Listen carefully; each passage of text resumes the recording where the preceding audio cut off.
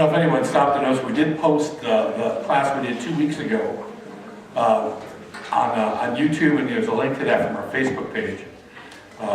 The production value is like zero, but it is all there. So if just don't expect much, and you won't be disappointed.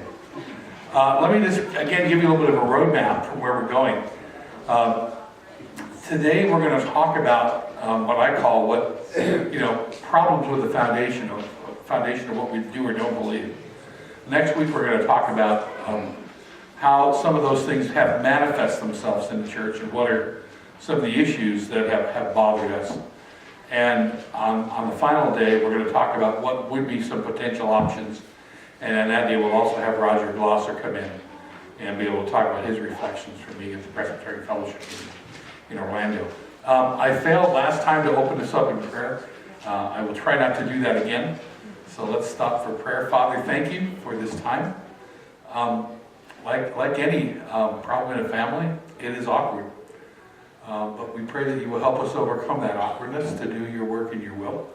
And just bless these times together, Lord. And we pray these things in Jesus' name. Amen. I want to put on my little history professor hat for just a little bit today, because I think that the key to understanding any problem that you're dealing with is understanding a little bit of where you came from and how you got there.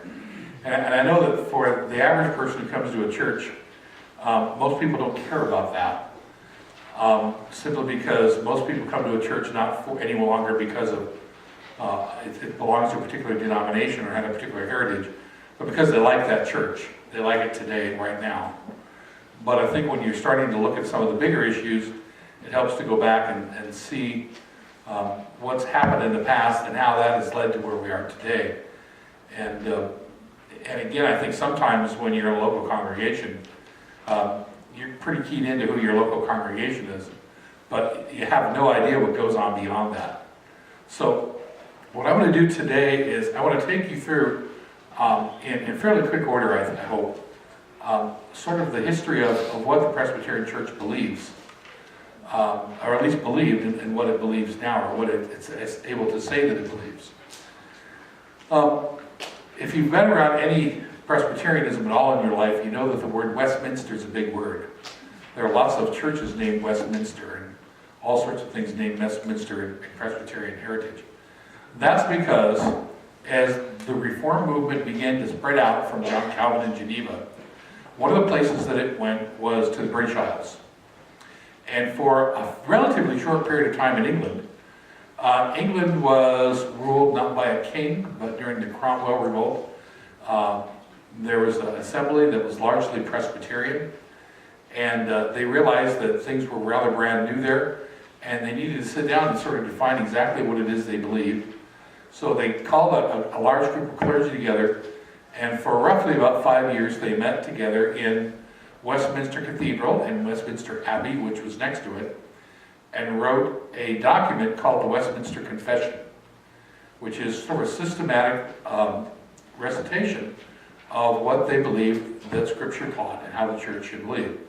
From that, they not only wrote the confession, they wrote 2 catechisms, and the catechism is simply the information in a confession in question and answer form. It's a great teaching tool.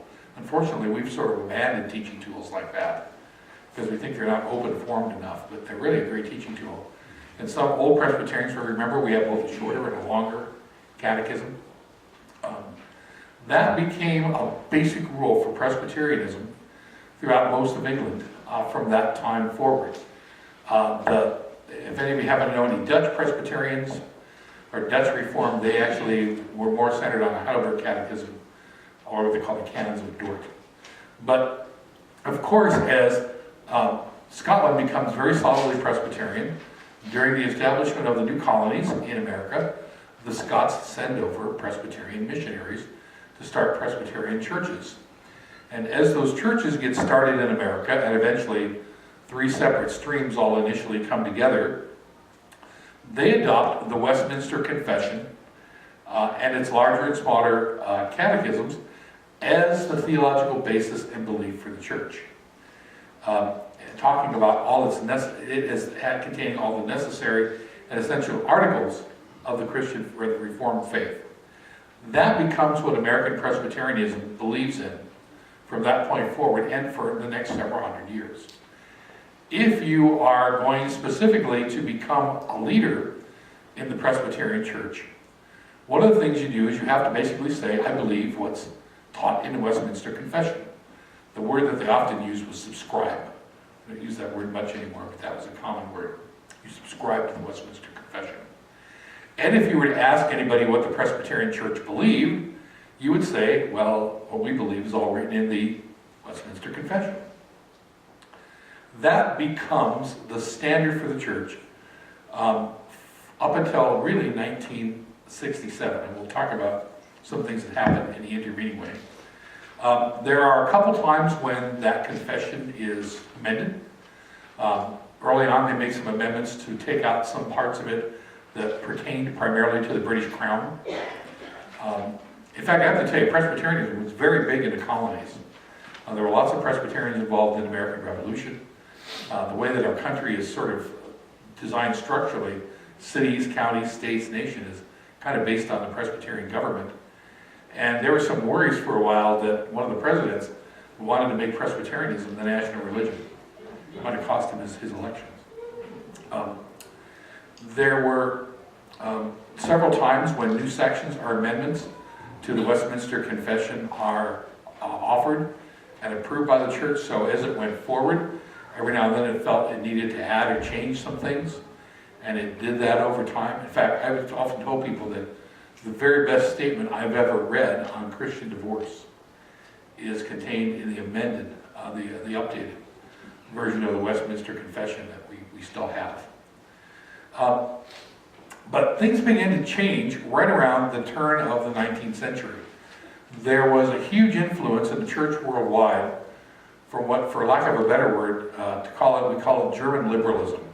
A lot of scholarship was coming out of Germany that was very critical, basically said, the Bible is not reliable. What we read in it is mostly mythology. All of the miracles and stuff that we read in the Bible don't really conform to Enlightenment thinking, and we shouldn't accept them as real. And we need, to not take this myth as reality. There is a response to that in many, many places, but that response actually comes also within the Presbyterian Church. And so the Presbyterian Church's General Assembly, and to remind you what that is every year, the Presbyterian Church elects both elders and ministers from each presbytery to go to an annual meeting where they have the ability to make laws and pass rules for the national church, adopts what was often called 5 necessary and essential pillars of the Christian belief. And I've written them down. I thought it would be better to give you this in the form of an outline rather than just doing PowerPoint. Those 5 were the inerrancy of the Bible, the literal nature of the biblical accounts, particularly Christ's miracles and the creation accounts in Genesis, the virgin birth of Christ, the bodily resurrection and physical return of Christ, and the substitutionary atonement of Christ on the cross. All things that were being essentially denied by German liberalism, people like Bultmann. Now, does anyone know what those things were called? The 5 fundamentals. And it's from those words, 5 fundamentals, that we get our phrase fundamentalism. So if you ever wondered where does fundamentalism come from, well, initially, I will say it's like all words, it's kind of morphed over time. But fundamentalism was defined by affirming those 5 beliefs. And we affirmed them on 3 specific occasions within the Presbyterian Church. Now, in 1922, a strange thing starts to happen. A very, very, very popular preacher named Henry Emerson Fosdick gets hired to be the main preacher at a large church in New York City. He's not actually Presbyterian, he's a Baptist, which seems kind of odd, but he was. And he actually not only was a very good preacher, but theologically he was extremely liberal. And really getting upset about the whole idea that the Presbyterian Church was endorsing these 5 fundamentals. So he got up and he preached this famous sermon called, "Shall the Fundamentalists Win?" Not only did he preach that, but people within his congregation, and one of his great patrons was the Rockefeller family, actually had the sermon printed up and distributed by mail to millions of people in the country. So it became rather a phenomenon. That sparked an entire debate within the church of, wait a minute, what's a guy like this who obviously doesn't believe in the Westminster Confession doing preaching in one of our congregations?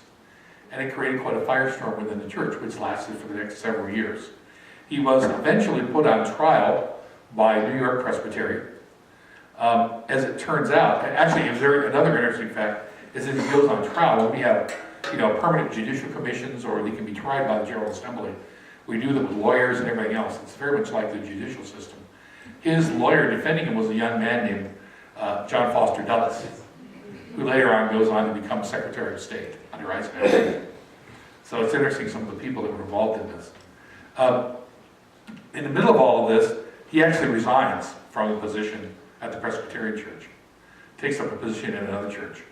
So at that point, everything stops because he's no longer in any way, shape, or form under the authority of Presbyterianism. Eventually, what happens soon after that is the Rockefellers fund this large church called Riverside Church that they actually build for him to preach in. And Riverside Church is still a church in New York City. It's kind of known for being cutting-edge liberal social action theology. Although they've had a huge controversy this last couple of years, they've had problems with their pastors and all sorts of funky stuff, but a lot of that stuff still remains.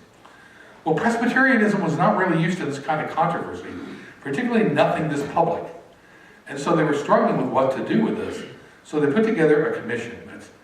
A lot of times our commissions are often named, our lawsuits are named by the first person who's on it, or the person who's the chair. So this it's technically called the Special Commission of 1925, but everyone calls it the Swearinger Commission. They met for several years and came up with a report about how do we bring back peace, unity, and purity within our church. Interesting enough, if any of you know any of the history of Presbyterianism in Seattle, one of the guys on this committee is a guy named Matt Matthews, who was a crusading pastor around the turn of the century of First Pres Seattle. He turned First Pres Seattle for a while into the largest Protestant church in the country by starting Sunday school church classes in all the surrounding communities and counting them as members. So at one time that church had over 20,000 members. All of those little Sunday school classes grew up into independent congregations, which is why there's a very good network of strong independent Presbyterian churches in the Seattle area. But he was quite a character. Anyways, what they decided was essentially that, there really isn't a broad theological spectrum within the church. Most everybody pretty much believes standard Orthodox Christianity in a Westminster way. So let's not worry about fighting over it, because what happens is when you fight over stuff, it hurts your ability to do mission and for the church to grow. And so let's not fight over theology very much. Let's focus on mission. And out of that came a phrase that you would hear very often, a catchphrase that says, theology divides and mission unites. They began to talk, and I put a quote in there from their report, to declare an article of faith necessary and essential, which is what they did with the fundamentals, to the system as a serious undertaking. Undoubtedly there are articles which we will all agree fall within this classification, but there are others about which there must be some difference of opinion. A doctrine may be entirely true and yet not be essential and necessary article in the system. The question is not as to its truth primarily, but rather is it essential to the system. They didn't answer any of those questions, but they basically said, let's not fight about theology. And at that point it made at least a lot of sense from the viewpoint of 99.9% of us all agree on what we agree with. Let's not get in a big public fight over that 1.1% that doesn't. So what happens after that point is, even though nothing's technically changed on paper, and in fact, if you ask the polity people at our denominational headquarters, if at what point did we ever repudiate the five fundamentals, we never did. Technically, we still believe them, at least for a second level. But what the church decided to do was more focus on growing the church and doing church ministry, and not worry so much about exactly what people believe. That's a generalization, and certainly there are times when people are very worried about that. That starts a process that happens to allow the church to start to expand the core of what it believes. Not really so visibly on the outside, but on the inside. What begins to happen is you get pockets within the Presbyterian Church of people who either believe different things or stop believing certain things. But there's no longer quite that constraining band in the middle to hold everything within the circle. So what was really a circle about this big is suddenly, over time, starting to expand. And the people who are over here and the people who are over here are starting not to have a lot in common with each other. Now, as people are sensing this, as we're getting into the 1960s, people are getting to say, you know, there's a lot of things we'd like to talk about or believe that aren't covered in the Westminster Confession. Let's put together a new confession. So people started writing a confession in the mid-60s.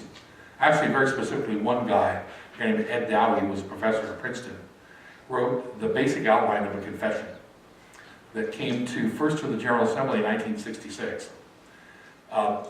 They took an extra year and made major revisions in it and brought it back in 1967 and offered it as the new confession for the church. Their original intention was to replace the Westminster Confession with this confession.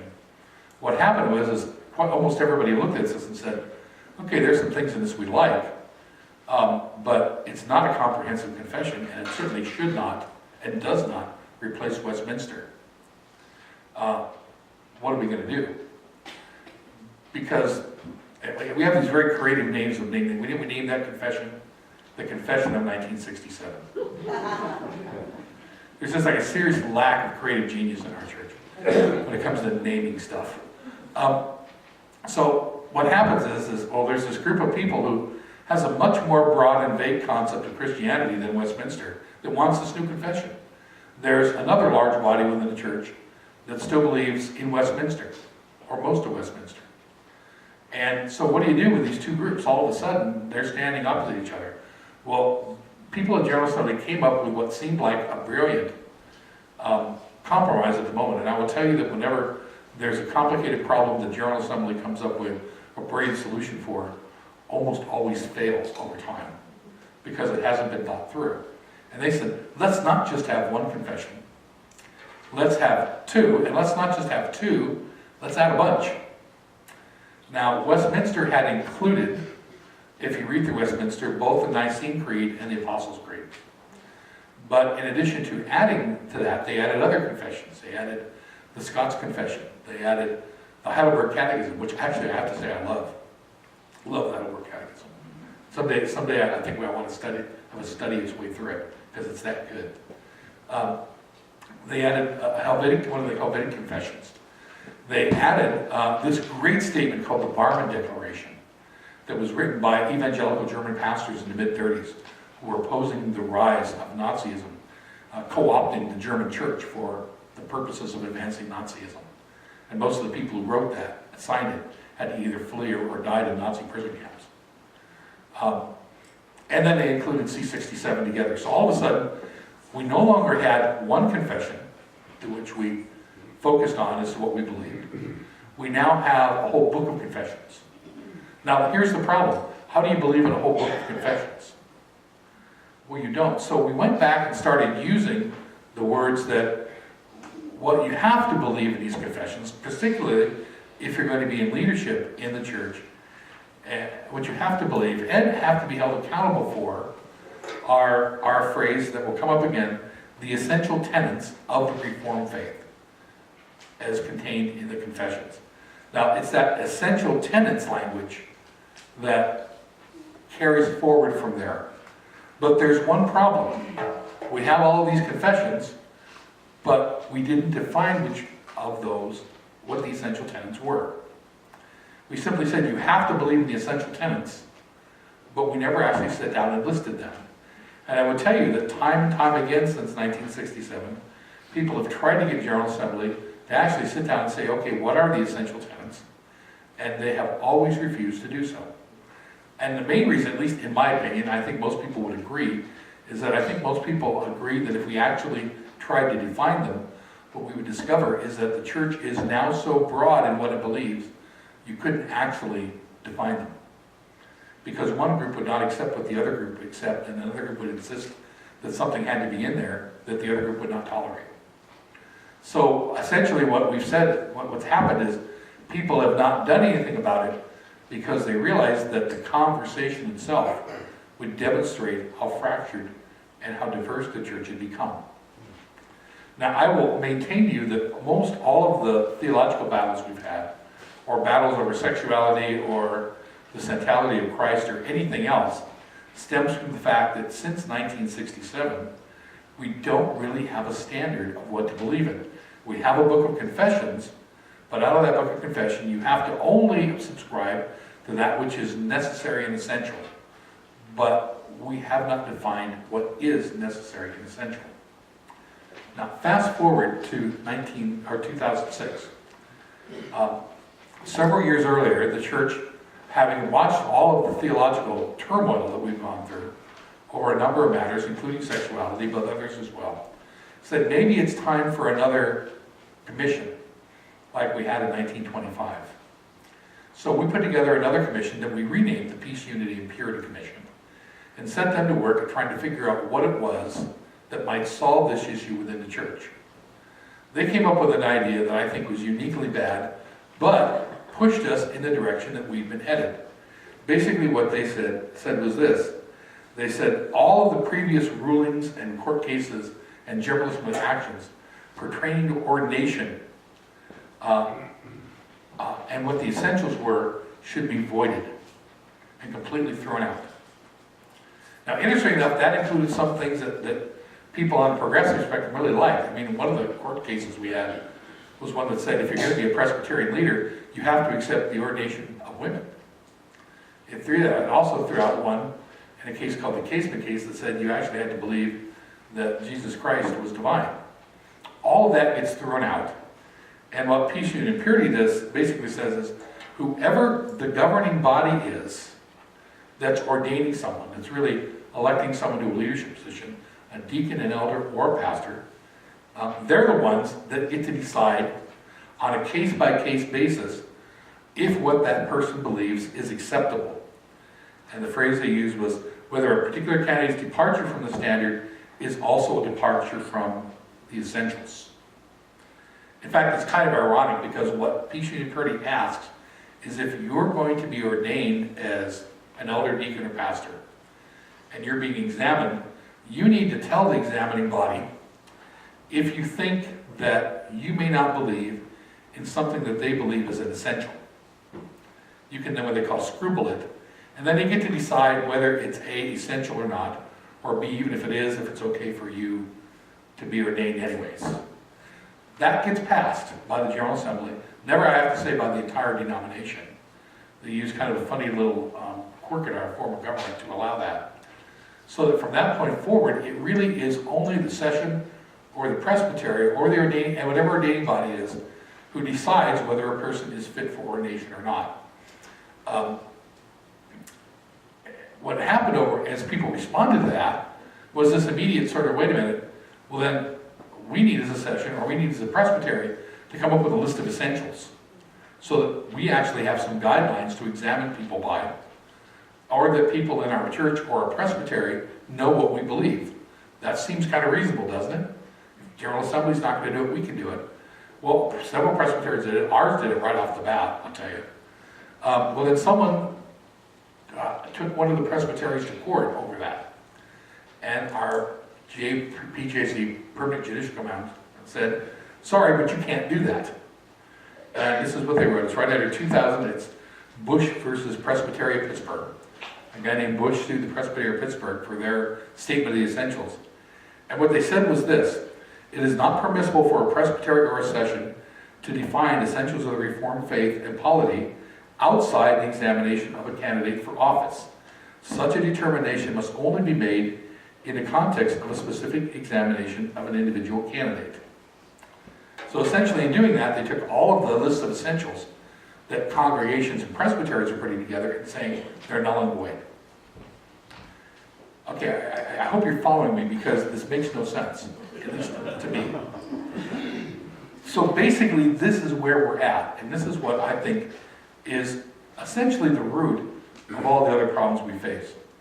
Is that for a long time, arguably at least to some degree from 1927, but certainly from 1967, the Presbyterian Church USA has not been able to define exactly what it is it believes. If you know anybody who's a Mormon can hand you a little card that has 10 things the Mormon Church believes in. We can't do that. Now, I'm not sure I'd want to reduce what we believe to 10 things that would fit on a business card, but you get the idea. If you say, what does the Presbyterian Church believe in? All you can say is we believe in the essential tenets of the Reformed faith as we find them in the Confession, but we can't tell you what they are. That really becomes crazy when you get to the examination of a candidate for office. Because essentially, you are asking them, do you believe in the essential tenets that we haven't defined? They have to determine if they think something they believe doesn't conform with the essential tenets that we won't tell them what they are, and then tell us if they think that maybe they're violating one of them. And then we have to then, in examination of that candidate, on the fly, figure out if what they're saying is or is not an essential tenet. And even if it is it still okay for them to be ordained, in spite of that? Now, if that makes any sense to anybody, please let me know, because I don't get it. But again, I know where it stems from. It stems from the fact that we now have a denomination whose umbrella of belief is so large that it no longer functions very well together. You know what I'm talking about. You know, in the family, sometimes you're in a family, and there are those topics that you won't bring up because you know it will create nothing but a fight because you know you won't agree on it. That's what the Presbyterian family has become like. And to a great degree, I think that's where all of our problems are right now. Because we no longer have a core baseline of belief that we can say this is what we believe. And the reality is as the people have grown up in different congregations and in different regions, Presbyterianism has taken on different flavors.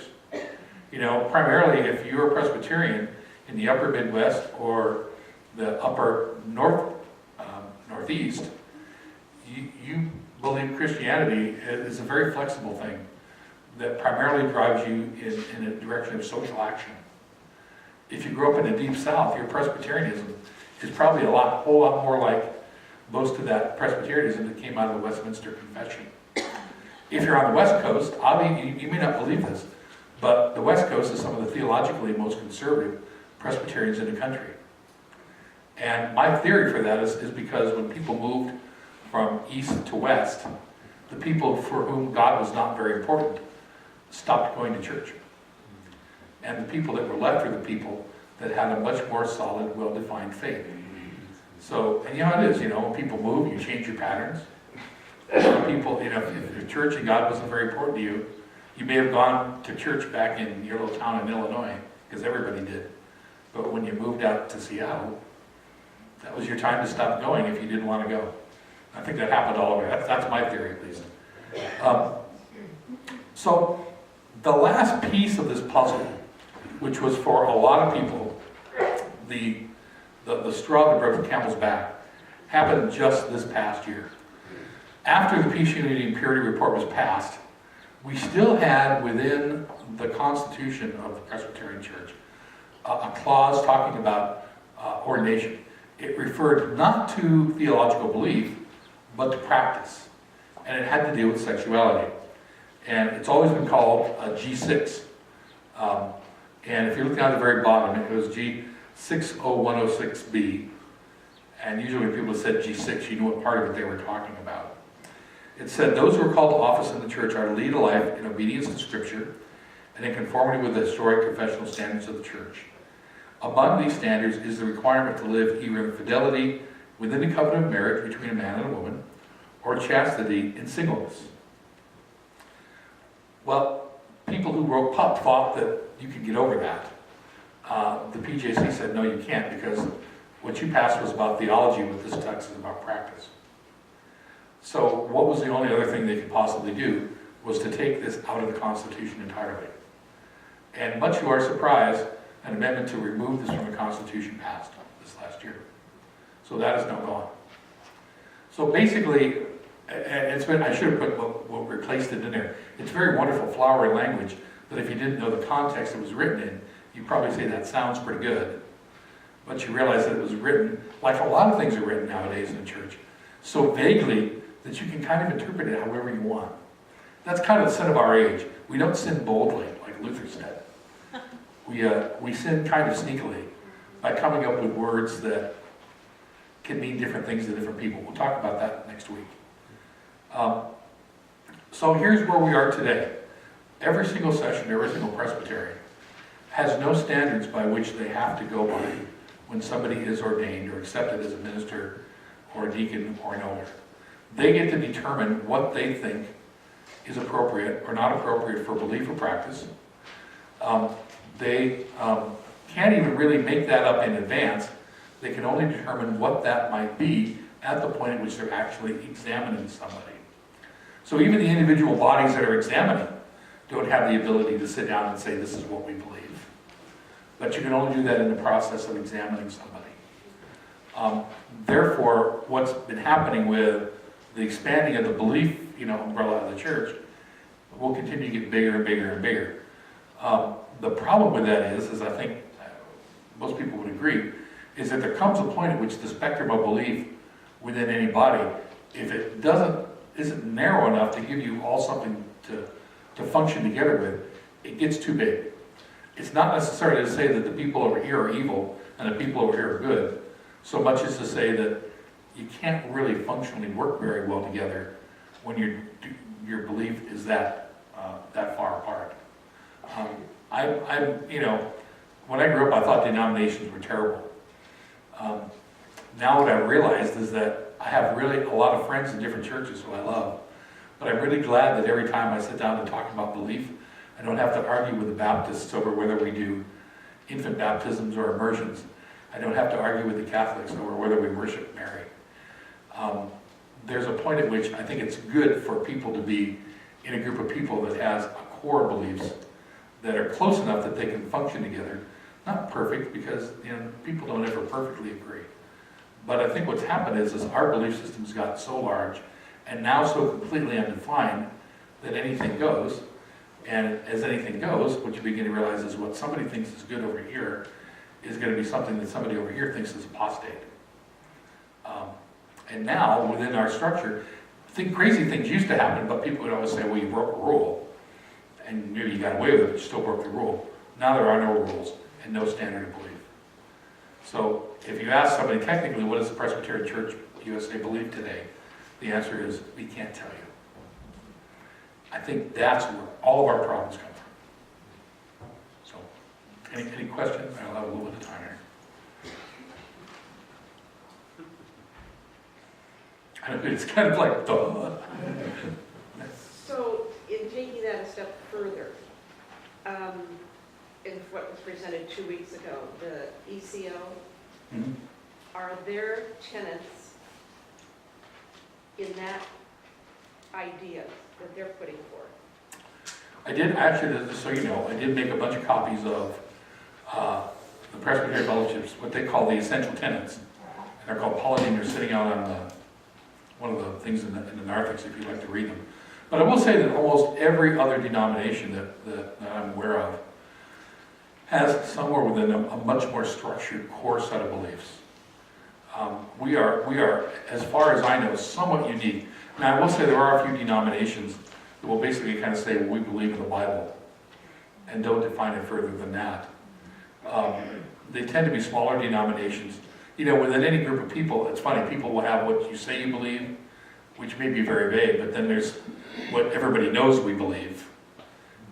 And some denominations are like that. But ECO, and I will say the Evangelical Presbyterian Church, a number of other churches have very short standards, either their essentials, or for instance, other churches that have broken off the Presbyterian Church have held on to Westminster and simply said, we haven't left Westminster.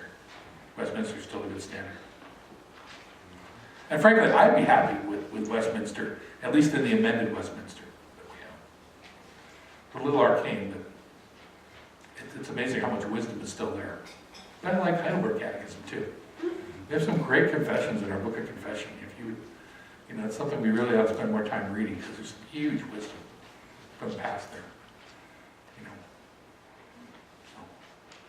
Well, friends, thank you all for coming. Next week, we're going to get together and talk about at least what I think are some of the places where this problem has manifested itself and why and where it has created problems with congregations like us and a great many others. So thanks for coming today. See you hopefully next week.